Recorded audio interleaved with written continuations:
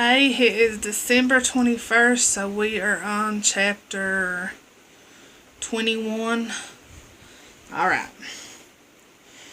It says the widow's mite, Jesus' estimate of giving. And he looked up and saw the rich men casting their gifts into the treasury. And he saw also a certain poor widow casting her thither 2 mites. And he said, Of a truth I say unto you, that this poor widow hath cast in more than they all. For all these have of their abundance cast in unto the offerings of God, but she of her penury hath cast in all the living that she had. The all of it discourse is what it says at this next part, the top of it. Okay. And as some spake of the temple, how it was adorned with goodly stones and gifts, he said, As for these things which ye behold, the days will come in which there shall be not one left, one stone upon another, that shall not be thrown down. And they asked him, saying, Master, but when shall these things be? And what sign will there be when these things shall come to pass? And he said, Take heed that ye may be not deceived, for many shall come in my name, saying, I am Christ, and the time draweth near. Go ye not therefore after them. But when ye shall hear of wars and commotions, be not terrified, for these things must first come to pass, but the end is not by and by. Then said he unto them, Nation shall rise against nation, and kingdom against kingdom. And great earthquakes shall be in divers places, and famines, and pestilences, and fearful sights, and great signs shall be from heaven. But before all these, they shall lay their hands on you, and persecute you, delivering you up to the synagogues, and into prisons, being brought before kings and rulers for my name's sake. And it shall turn to you for a testimony. Settle it therefore in your hearts not to meditate before what ye shall answer. For I will give you a mouth and wisdom, which all your adversaries shall not be able to gainsay nor resist.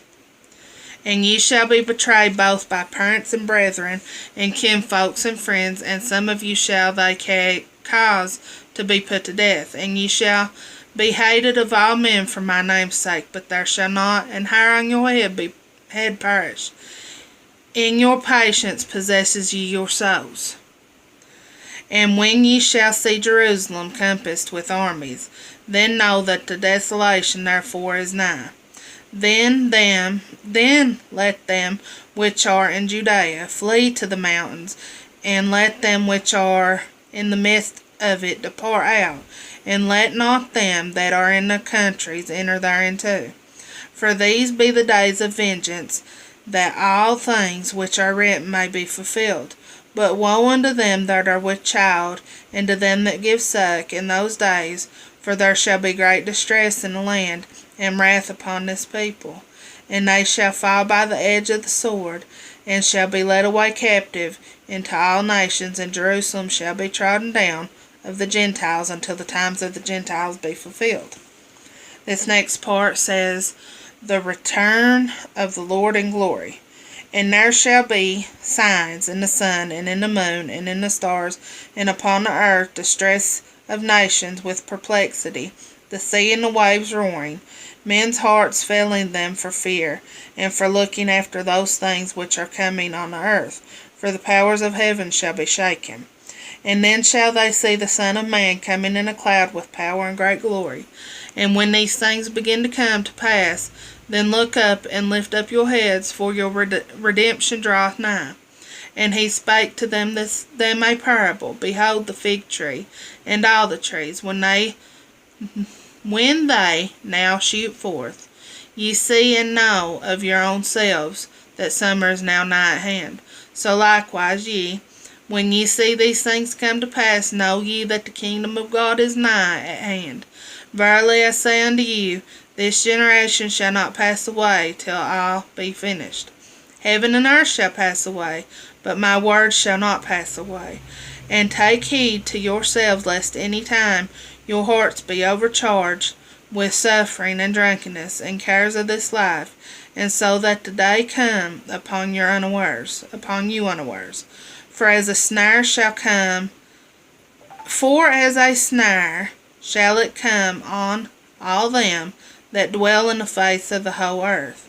Watch ye therefore and pray always, that ye may be accounted worthy to escape all these things that shall come to pass, and to stand before the Son of Man. And in the day time he was teaching in the temple, and at night he went out and abode in a mount that he called the Mount of Olives. And all the people came early in the morning to him in the temple for to hear him. Alright, that was chapter 21. I will see y'all tomorrow with chapter 22.